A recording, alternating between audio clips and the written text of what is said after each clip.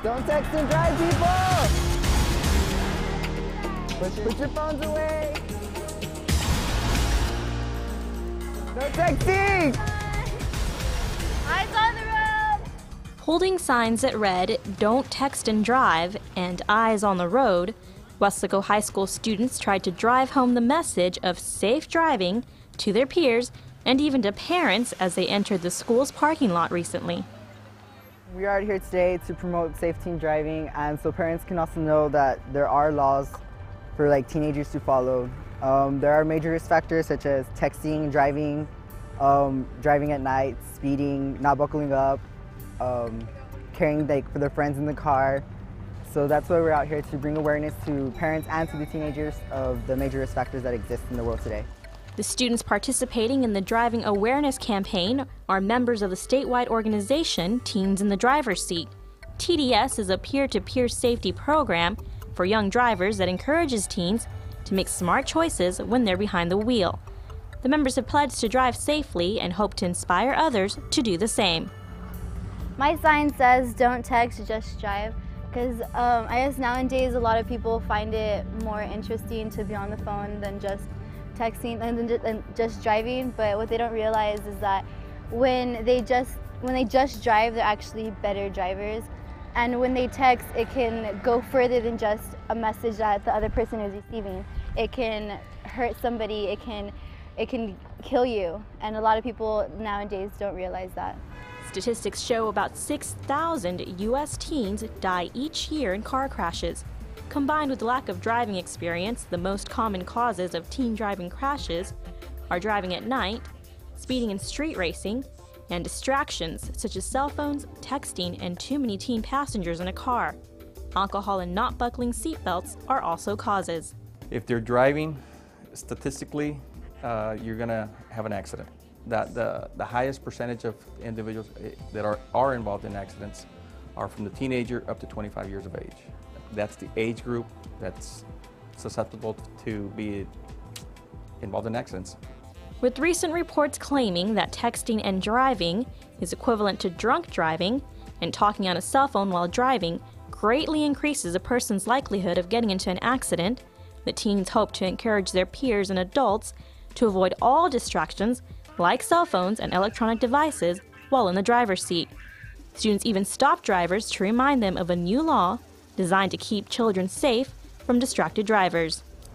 Hi, do you know about the new law that you're not supposed to be on the phone while driving? Now, when you're driving through a school zone, you're used to seeing signs reminding you to obey the speed limit. The city has now also posted signs reminding drivers that cell phone use is prohibited in these areas. I think it's a good promotion because it reminds parents around school zones not to text and drive. We have so much traffic around school areas that it's important that they watch out for the other person. And of course, a lot of times students are walking in the area, so it's important that parents or students not be on the phone or texting. In addition to receiving up to a $200 fine for driving and dialing while in a school zone, the consequences for breaking the law can be far more severe. The consequences is an accident.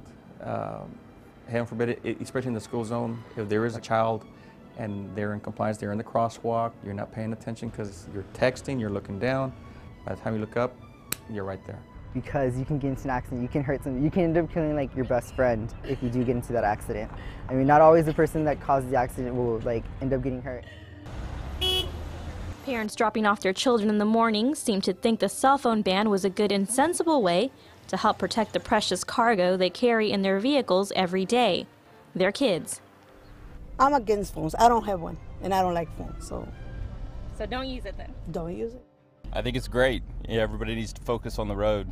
Watch out for the kids.